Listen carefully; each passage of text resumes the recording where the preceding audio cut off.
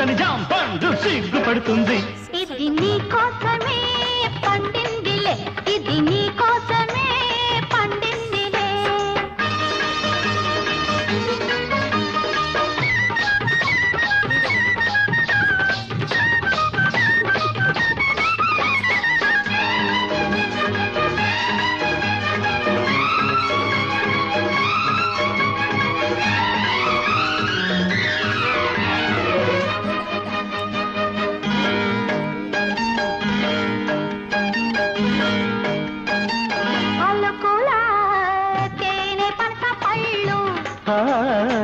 తలుకుల పచ్చదప్ప పళ్ళు